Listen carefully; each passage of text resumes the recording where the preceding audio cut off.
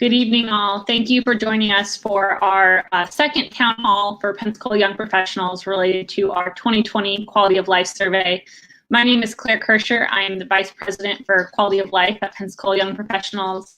And we are happy tonight to bring together members of the community that are experts and are part of the conversations occurring about affordable housing in the community. We've known the housing crisis to be a concern for our area for a while now, and it is something Pensacola Young Professionals has sought to make sure we bring to the forefront and are part of those innovations and ideas that are coming forward to address these issues. So tonight we're going to dive into a little bit what our 2020 survey told us this year, what was different from past surveys, and hear from these community members about what they're doing in the community to help with this issue. So we first want to share with you a little bit about what our survey has found in the past. So the 2020 Quality of Life Survey, is conducted by Mason-Dixon Polling Strategies of Washington, D.C.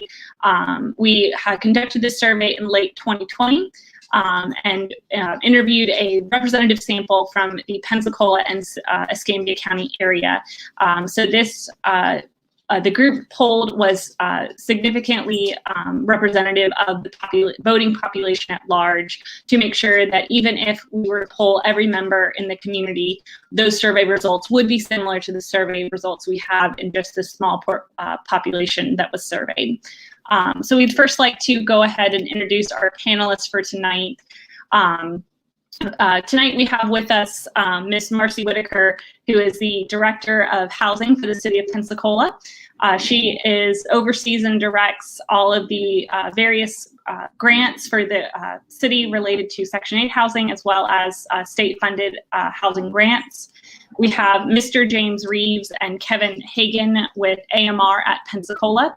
AMR at Pensacola is a local nonprofit that aims to provide affordable housing to low and moderate income families by building new homes, including through the tiny house project that will be the Phoenix project that is upcoming. They're going to talk about that a little bit tonight, but also renovating existing communities to provide that sustainable long-term housing solution.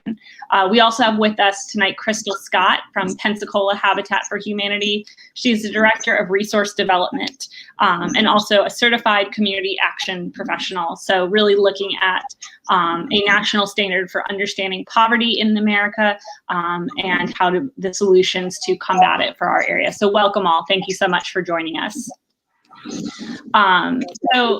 Before we get into questions about kind of what we see as the housing issues, I wanted to provide the audience and you all with some kind of overall data about what quality of life looks like according to our survey respondents. So when asked kind of what do they think about the overall quality of life for Pensacola, Escambia, overwhelmingly we got a positive answer, which is great. And it is up slightly from last year. You can see here it's about a 70-30 breakdown between those who think it's positive and those who think it's negative. And within this positive and negative, it is further broken down into excellent, good as positive responses, and fair, poor as negative responses. And it's slightly up from last year, which in light of all that 2020 brought us, we were very proud to see that. And overall, people thought that things are kind of staying steady in terms of if we're on the right track or wrong track. Overwhelmingly, it's right track, which is great, but not by much over time. So it's still, again, we're proud to see that people have a positive opinion of our area.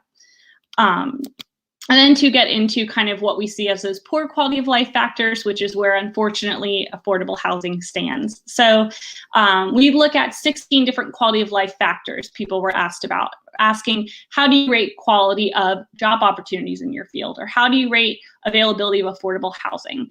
And so these were the indicators where we had a negative response. Unfortunately, there were more negative, overwhelmingly negative responses than positive, looking at things of quality of schools, availability of affordable housing. And what you'll see here is that these issues have over time remained the same things at top of people's mind. Our complete report is available at PensacolaYP.com, and with that you can dive into how things have changed over time. But availability of affordable housing, traffic, and transportation have all remained top of mind issues, which is why we wanted to have this conversation tonight. Looking at availability of affordable housing overall, it was 30% negative, 30% positive, and 66% negative. And that has been about what we've remained since 2008. Almost all of our survey questions we've been happy to see over time have moved in the right direction. Very few things have stayed the same since 2008. Even if they're studying out now, as we said, with are things heading in the wrong direction, we are still up from where we started. Availability of affordable housing is one of the only questions where that hasn't changed. We still consider it to be at about 65% and even up. Last year it was 64% negative, and now, as you can see, we went up to 66%. One of the great things about this survey is, and using a company like Mason-Dixon Polling to help us with this, is that we can look at all these different demographics that feed into this question. And it's part of what I wanted us to talk about tonight, is what we can do is look at how did people of different incomes answer this question, or based off their education, race, where they live, and really look at, is there big differences or disparities.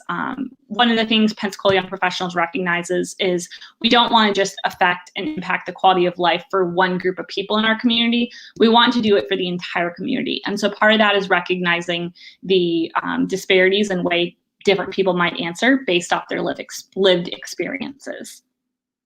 So one thing, my first question for you all tonight is to kind of ask, what were your thoughts on the affordable housing results in general? Did any of the demographic breakdowns surprise you? Did you feel that you expected our answers to be better than previously? And like I said, this is a very informal, so whoever has their first thoughts, I'd welcome them. Okay, I'll go. I really wasn't that surprised by the results. It kind of just confirmed what I was already thinking. The only thing I found a little unusual initially was the difference between female and male responses.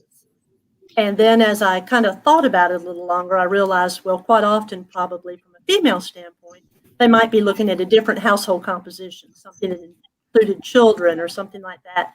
It makes it a little bit more challenging to address your affordable housing needs by having a roommate or doubling up or those kinds of things. So that was the one thing that stood out to me.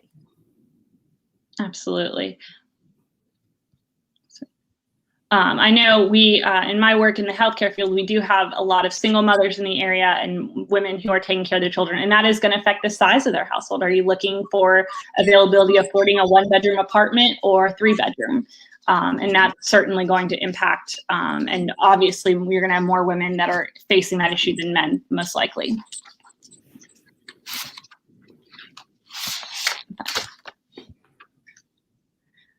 So some of the indicators that were polled, do you think any of them contributed to how people might be answering this question? You know, looking at things like crime or looking at where they live. Are there any of those other indicators that we looked at that you feel like could be influencing how they answer the questions? I think that every other all of the indicators definitely influence housing availability. You know, on public schools, I was looking at the correlations between schools and people's perceptions on affordable housing, and they're almost identical.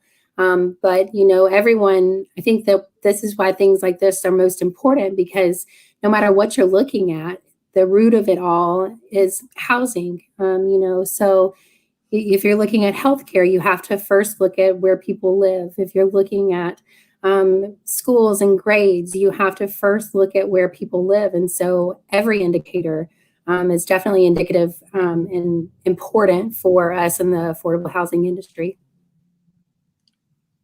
Yeah, and I also felt that, I mean, it's obvious, but the economic opportunity and job growth, you know, that obviously has just such a direct impact on your housing, because, you know, it's all based on what your family income can support. So I think, you know, that's kind of a obvious answer, but I thought that one also played a big part. Absolutely. And obviously both of those areas indicated there was room for improvement. Absolutely.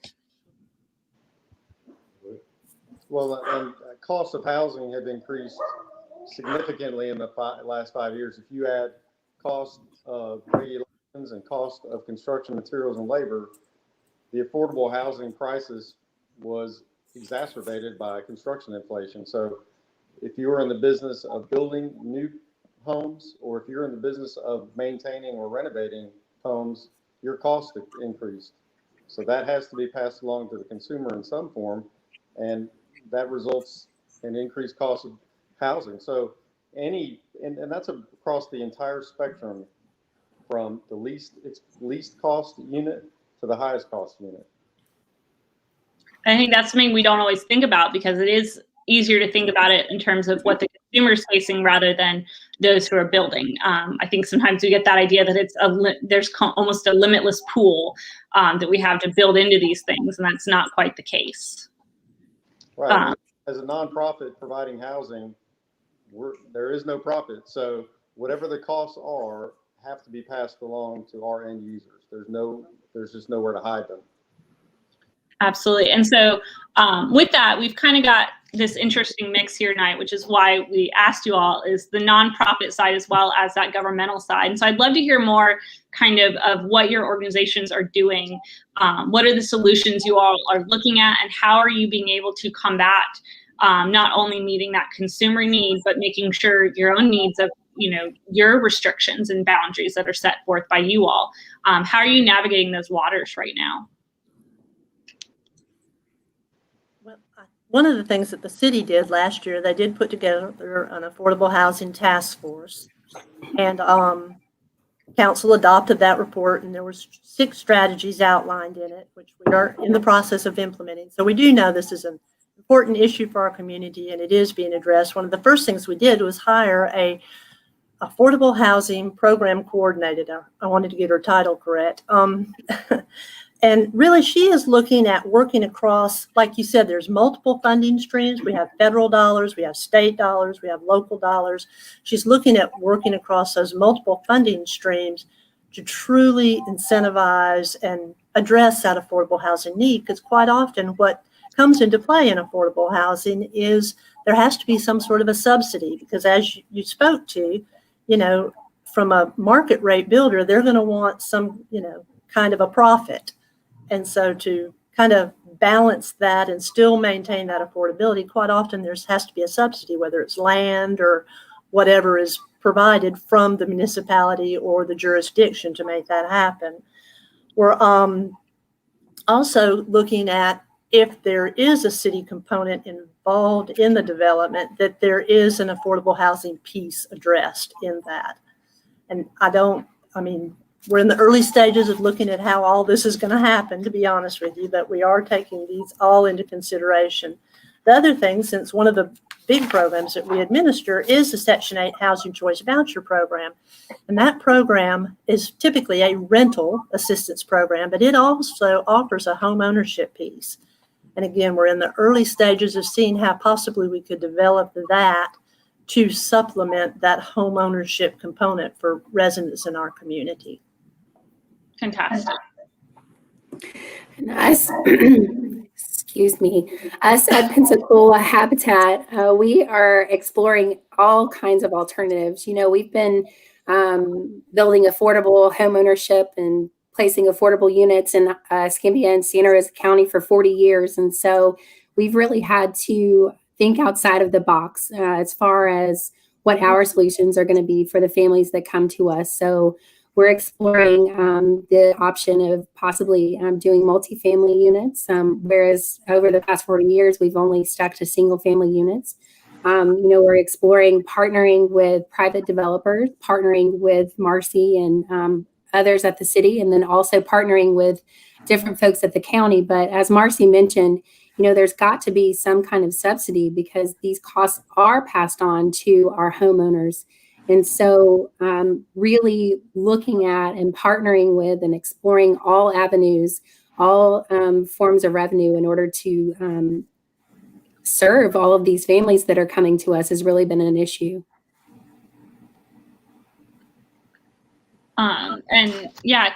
Kevin and James, I would love to hear from you guys about what AMR, especially, you guys are in this kind of very new build. as you guys were talking about to me earlier about the tiny homes. And so where did that come from and how is that developing? Well, there's, the tiny home model is kind of born out of minimalism, but it can translate into affordability. So you may see some things on TV of a tiny home that may cost $200,000 because they've just thrown everything at it. You also may see a tiny home that's on a trailer that was built for $30,000. So they run the spectrum. But the reason that it's a viable option for affordable housing is the fact that it is smaller. So there should be a decrease in cost. They have a much smaller impact on not only the environment of the natural environment we live in, but on the land problem that we have. They're not making any more of it. And if you're in an area where you want to be close to your work, public transportation, and amenities, those sometimes aren't on 1 acre lots. They're usually on infill lots in the city or county. And so what we're trying to do is create a little bit more of a denser housing solution so that there's less land being utilized in addition to this tiny house model. And kind of the template or the success story, nothing's original, hardly, but the closest thing to a successful tiny home project that we've seen is called the Dwellings just outside of, it's in Tallahassee, on Bluntstown Highway on the west side of Tallahassee. And it's 130 tiny homes built as a community development.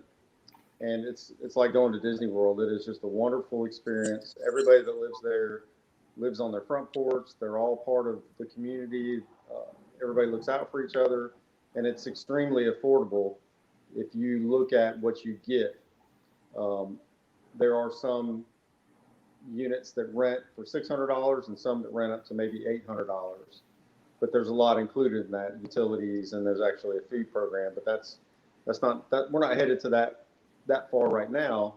What we plan to do is build multiple scattered site developments of approximately 12 units with a community outreach building that can be utilized by all those residents for a myriad of services. There's a lot of public services that will come to you. And so the tiny home thought was, how can you get affordable housing that somebody would be proud to live in, that's not putting, clusters of them in one spot, scattering them across our community. And it just seemed to be the most natural way for us to do it. Right now, with the cost of construction and permitting and the design requirements you have, it's an overwhelming number to get. Let's just say you built a duplex that's 800 square feet on each side. You're probably into it for $300,000, maybe $350,000 without the land. And so it's so expensive that it's cost prohibitive. It's not affordable. So we have to come up with a different solution. Sure.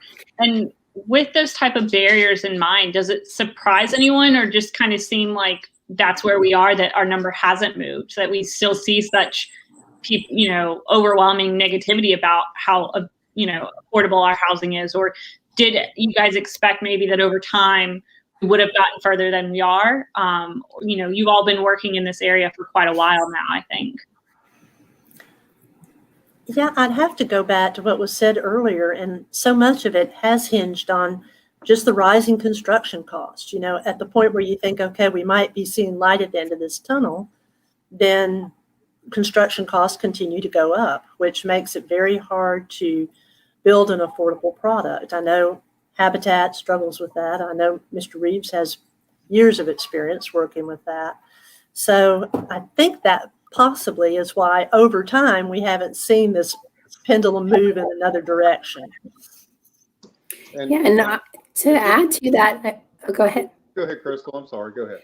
Oh, you're fine. I just wanted to add to that, it's not just construction costs that have become unaffordable. It's the land and all of the factors that go into new construction have just spiked, and it wasn't a gradual thing. So especially for us, we had no time really to prepare for those changes. And so We're go building ahead. we're building one tiny home in Old East Hill at 10th and LaRua, and this is what we've been talking about to our model. And we'll probably have somewhere in the midst of 15 to 20% of the total cost will be soft costs, design and permitting, fees. And in my opinion, and I would think everybody that's probably listening's opinion, that's too much. We shouldn't have 15% of the cost of the project in soft costs. That's not land. That's soft cost. Nothing to show for it, except we got through all the regulatory agencies and paid our dues. And so that's probably going to become a lot more important in the furtherance of affordable housing in our community is a little bit of help, from the local authorities. And I know they need to have revenue also, and we totally understand that. But if we're going to talk about affordable housing, everybody has to get involved with the solution to affordable housing, not just developers or local authorities or nonprofits. Or contractors. It's going to have to be everybody. And let me just say one thing, Crystal. If you still have that piece of property over on C in Jackson, if you'll give it to us, we'll fill it with tiny homes. Mr. Reeves, do you know how many people want that piece of property, sir? Collaborative thinking here. And I think in addition to that, you not only have, as you guys have all been talking about, this rising cost and all that we've also, I think, seen on that social side of who you're trying to provide that with, is that we've had, the lack of, rise in minimum wage or those types of things or job opportunities that are then going to also counter that. We talk about the social determinants of health in my line of work, and I'm sure every single one of them can apply to the social determinants of housing, of looking at, your transportation, of where you're working, of, as we said earlier, are you trying to fit you by yourself, or are you fitting your, 3 kids as well, and possibly your grandparents or your parents that you're dealing with in that multi-generational situation. And so when you're dealing with so many different levels of issues and barriers, how do we as young professionals make a difference? A lot of these issues we've been talking about are on a much lighter systematic level, unfortunately.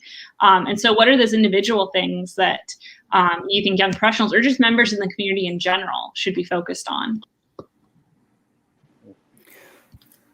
Well, I think that the young professional population really bringing information out to people in this way, educating people on how affordable housing, even though you aren't the one, if you may be not the one who needs affordable housing affects everyone in this community.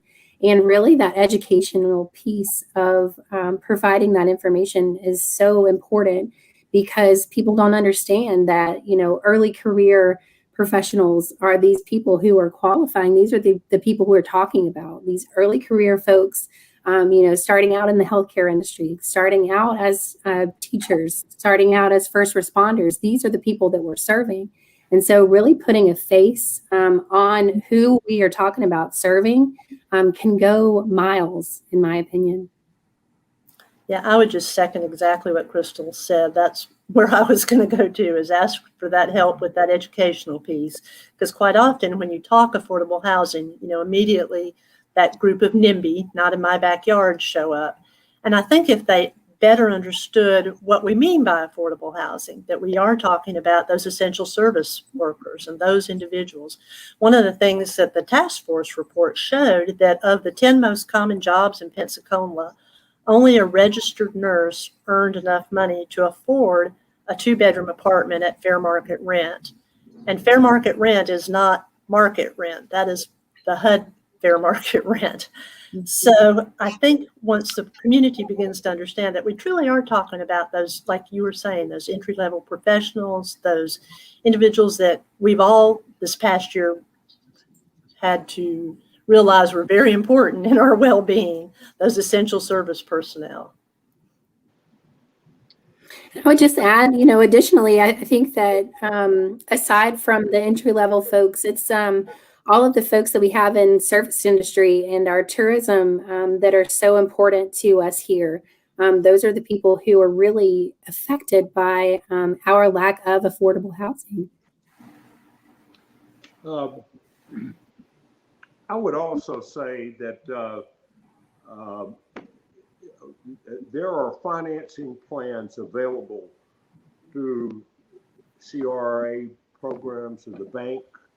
And if we could get young professionals to buy tiny homes, they could get into those tiny homes for less than $1,500. And then they could go on when they got married, and it would just be a first time out of the box, so to speak. And the young professionals are where it really is let's don't rent, let's buy a place. Then you have your equity, you sell it, and then you move into a bigger. Sure. I would certainly, yeah, I think I would definitely agree with that. I think that the young professionals would be someone who would definitely benefit from some of y'all's projects. Use those as a starter home to put yourself in a great situation to move on. And like you said, have a family, start a family. It's an excellent option to do just that. The other thing I might add here too is just another market that we might not be thinking of as needing affordable is the elderly population. I've looked at downsizing myself, and even though it's a daunting task, as you grow older, you really don't want the upkeep of a big home and a yard and all those things that come with that. So, that would be another avenue or another group or population that could very well benefit from smaller homes. And are definitely on a much more fixed income often once they retire and are dealing with those type of challenges as well. So one of the things our survey did this year is that we looked at the idea of race relations. So this survey has been generously funded by Quentin Rishi Studer for the last 11 years and always gives us a space to not only look at a very set group of questions, but also add new questions every year. And we work in collaboration with Quentin Rishi, with Pensacola Young Professionals, to figure out what are those issues we really want to tackle this year. And this year we looked at race relations. So as many of you probably saw from our CivicCon conversation from the Pensacola News Journal, is that the survey did find that there was major issues of race in Pensacola, not only with police and that kind of thing. It was unfortunately an overall negative perception, but that in terms of systematic racism. And part of what affects systematic racism is you're looking at all those different hierarchies and built-in systems, whether we recognize them or not, that are affecting abilities for people to move forward or to do anything in a lot of different areas, including your healthcare, your schools, and your housing situation. And so how do some of you feel that the race relation questions we were looking at, such as systematic, play into the concerns about affordable housing? If they do, and please feel free to be honest here, do you think that is a concern that kind of plays into this question as well?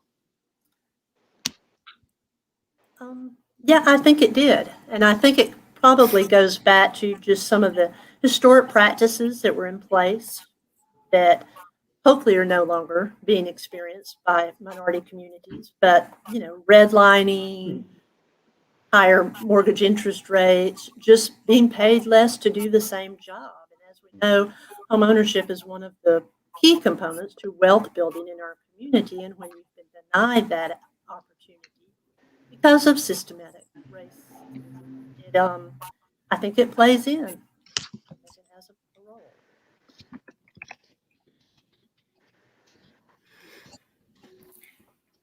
Yeah, and I know that some of the racial inequalities, and I don't know if it's all pertaining to race, but some of the inequalities that have been identified for people and families, individuals who come to Pensacola Habitat is just what Marcy described, and some of the redlining and things like that. And so I think that while I don't know if the results from the survey necessarily didn't play into that. I think it's definitely a factor, and probably less than has been identified in this survey. So really what it showed me is there's a real opportunity for job development across the board and for policies that ensure equity across the board moving forward.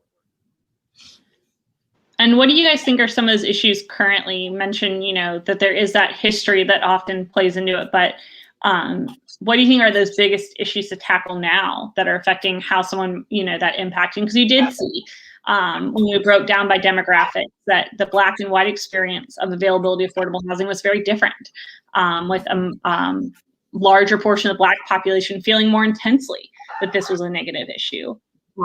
Why, similarly, why do you think that? What about their lived experiences? And of course, us speaking, recognizing that this is a predominantly white panel that we have here tonight. So we can only speak, from what we know, not our own lived experiences. Yeah, I've kind of kept quiet because I don't have a reference for any of that discrimination that may have gone on. I don't have any reference for it. I know we accept anyone into our properties. There's no discrimination whatsoever on any basis. So if you want an affordable unit, AMR owns it, and you fit into the Section 8 program, or you fit into some other program, then we take you. We treat you just the same. And we're looking to pick everybody up. We don't want them to be in one of our Section 8 units forever. We do have people that stay in there a long time, but regardless of who they are, where they come from, or what they look like, we're hoping that we can help them up and get them into something else, get out of the Section 8 program. Sure. So, yeah, I don't have a good reference for the question, but I appreciate it. Yeah. Yeah, and I really don't either, obviously, other than just having worked in the industry and, seen it secondhand, not firsthand. But I think, it does come down to a trust issue. You're going to have to build some trust with the population. And then an educational component, quite often, and I'm sure, Crystal, y'all experience this, you're dealing with a family that person that's coming through that home ownership opportunity is the very first person in their entire family. Whereas quite often, we've benefited from, we've had uncles, aunts, mothers, sisters, brothers, whatever, that have gone through the experience before us, and quite often, give us money to help with that endeavor. Whereas in the minority population, they're kind of the trailblazers, which is so admirable, to be honest with you, because it's a pretty scary process. So, but I think that's part of it too. Yeah, and I think that those standard eligibility requirements and things that that Kevin was talking about really do play into it all. And definitely what you said, Marcy, about just some of the educational components of people coming to us and just being thrilled at the opportunity to become a homeowner, because 9 times out of 10. They are the first ones. They are the first ones who are headed off to get higher levels of education. And they are the first ones who are able to benefit from home ownership and a wealth building opportunity. Absolutely. And so what would you want kind of the number one thing for the community to know about the affordable housing crisis situation in our community? We've spoken a lot tonight about that need for education and awareness of just one, how large this issue is, but how different. It's not just one solution. There's not just one thing we need to look at. And what would you want kind of that one thing for the community to know about this in terms of either what they can do to help with it or what we need to be looking at as a larger community to do moving forward? Well, I have to laugh because you took the words right out of my mouth. I had written down that there is no one silver bullet. And there isn't. So we're going to have to look at creating, a variety of properties, a variety of housing types and styles that are going to point to the support of our diverse, resilient community. The one thing I really want to impress upon people is for us to all begin thinking of our housing stock as part of our infrastructure. We quite often think of the roads, the bridges, the parks, the street lights, those things as infrastructure. Well, if you don't have an adequate supply of housing stock, you're going to be missing out. So it is really all part of our infrastructure. Absolutely. I should agree with that. Crystal, what would you guys say is the number one thing that you would want people to know? I think that the collaboration of the entire community, make sure I'm not muted. Okay. The collaboration of the entire community is definitely going to have to, everyone's going to have to come together. And I think that the only way that everyone will come together is if everyone truly understands how this issue affects everything. So I think that, again, that educational component and making sure that people actually understand that we're not just talking about, poor people. We're not just talking about, serving, categorically and historical residents of our community. We're talking about serving everyone. We're talking about serving your kids' teachers. And until people realize that, I think that we're going to have a big issue with collaboration.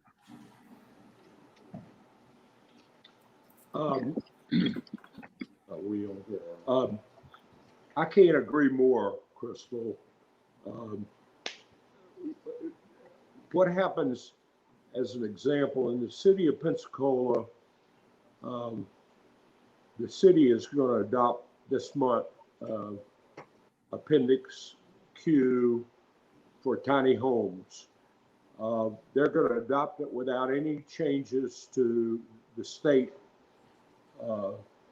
code, and yet in Escambia County, they put it off until at least May, and they not only have not adopted Appendix Q, the tiny home ordinance, but they are putting in all the things that are possible to make sure it's not in their neighborhood.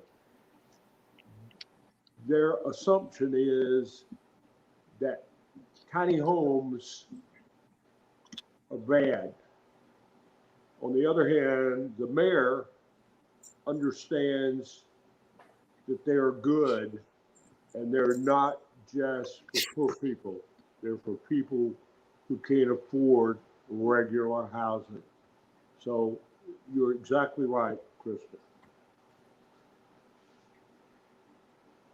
Thank you. And so at this time, I said we're going to get ready to see if anyone in our audience has any questions. So wherever you're watching, you are welcome to submit questions either in the comments or anything. Our moderator is watching out for that.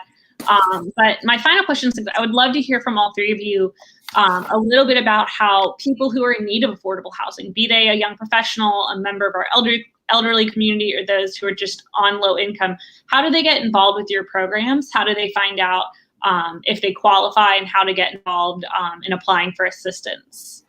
I said from all three of you, I'd love to hear that.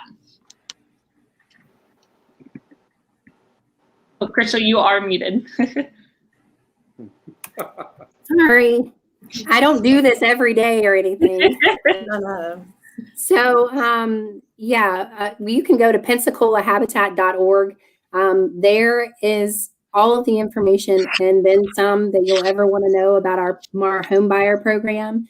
We do have an online application that's been extremely successful, but our website will tell you all of the eligibility requirements that we look at, income requirements that we look at. And so the PensacolaHabitat.org is where you will go to find out more information about our program.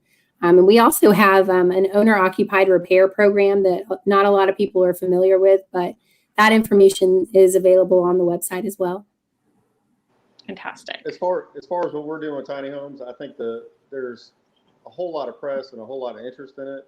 It's kind of an exciting time if you like tiny homes, or if you're into them, or if you build them. It's becoming quite a popular delivery method for a housing unit. And so as soon as we have something available, people are going to know about it. As soon as we finish this model we're working on, people are going to know about it. So I would just say, stay tuned. We don't have a formal program that you can go to our website and sign up to live in a tiny home. But when they get done, I think we'll have folks beating down the door. Fantastic. And we'll share on our Facebook and everything with PYP of all your organizations and how to follow you guys and be involved with you all as well. That's right. And one other thought about that is, just like Marcy said, is tiny homes for the market are people who can afford to pay, not for a big home, but they can afford to pay for a little home. And on the other hand, for people who can't afford either way, we'll be looking for subsidies to help those people save money and be either a homeowner or a home renter, as people who can't afford the market rate, so to speak. I had just one question for you all. Do you have a timeline as to when your model will be available? Have you gotten that far into it? I know you're just in the early stages of pulling permits and that kind of thing. The model will be available next month, you know. Oh, really? Okay. In the next couple of weeks, you could go by and just get a picture of what it's going to look like from the outside. But it's about 80% complete, 75 to 80% complete right now. And it is at 923 East Larua, and Okay. it's actually in the backyard of that. That's a duplex, an AMR duplex, Mhm. facing Larua. So if you went to Hotspot Barbecue and kept going east on Larua and turned right or south on 10th Avenue, it would be on the right. Yeah. And Okay. Hotspot Barbecue gives you a free barbecue sandwich if you visit it. That's a good reason right there. There you go. Yeah, and the information for all our programs are again on the city's website. So just cityofpensacola.com, and it's under the housing page. And there's a host of information there. Fantastic. All right, so it looks like so we do not have any questions for the audience yet. Does anyone have any kind of just their last minute thoughts on what we need to do to affect change? You know, it's with all of our results, it's been something we can always pat ourselves on the back that we've been able to improve our quality of life overall. We've been able to, things like our physical beauty or how we have on natural resources, we always rate high. And so it's not unexpected, it's common, no place is perfect, but Pensacola is always striving to be kind of that number one place to live. But unfortunately, if you don't have a place to live, that's hard to be number one. And so, yeah, just any last minute thoughts on kind of how we continue to move that needle forward with this? I think you're probably going to, you know, whether it's Pensacola's young professionals or anybody else in the community, I think we have to get our elected leaders to accept the fact that in order to combat the affordable housing crisis, that something has to be done. So, you know, a public-private partnership is the only way that's going to happen. If you are a private developer, contractor, or even a nonprofit housing company, it's really difficult to provide a unit that's affordable within the context of the, you know, the income levels in Pensacola and Escambia County. So if you are watching, you know, I would encourage you to let your elected leaders know how important this is, that you may run a business where you need folks to live close to where you work, and that may be somewhere near Cervantes and A Street, and you need for your employees to have a place to live. And in order to keep your costs down, my employees' housing needs to be affordable. And so, and I use that one location as an example. That location can stretch the entire county. And so we need to be able to count on those folks to think out loud a way that we can do this. Maybe it's donating land or repurposing an existing building. There are surplus buildings that could be housing. I mean, there are surplus commercial offices that are unnecessary that could become housing. So the way things have gone, we're meeting virtually right now. It seems to me that office buildings are becoming a thing of the past, or at least a percentage of them are becoming a thing of the past. So we need to be thinking a little bit differently. And we're talking about tiny homes, but for the sake of affordable housing, there's no box that it has to fit in. It could be anything. I agree. Yeah, absolutely. I agree completely. Yeah, 100%. And that is another thing that the audience could do to assist us in our efforts is, I feel that, us as a nonprofit, we are constantly trying to remind our elected officials of the affordable crisis that is here. But reminding everyone that it doesn't have to be someone in the industry. It can be a regular person reaching out to their elected officials, talking to them about the importance of affordable housing and the effects that it has had on you, whoever you are. Well said. Thank you all so much for joining us tonight. Said questions you can always send to Pensacola Young Professionals. We will get them to the panelists if you have questions that come up. But thank you all so much for joining us. All of our survey results, as we said, can be found on PensacolaYP.com. So you can look at the survey in depth, look at those different demographics we were speaking of that are affecting affordable housing, and then all those questions in general. So we'll be doing a third town hall event on April 6th, talking about going more in depth with those race relation questions, how they affect lived experiences. We'll have Councilwoman Tanad Brown, Pastor Tyler Burns, Dr. LaShawn Wiley, and Drew Buchanan talking about how the community can be allies to those that are living with race relation concerns, and then both how that affects in all the different aspects of life. So please join us on April 6th for that conversation. And thank you again, panelists, for joining us tonight for this discussion. Thank you. You're welcome. Thank you. Yeah, thank you for having us.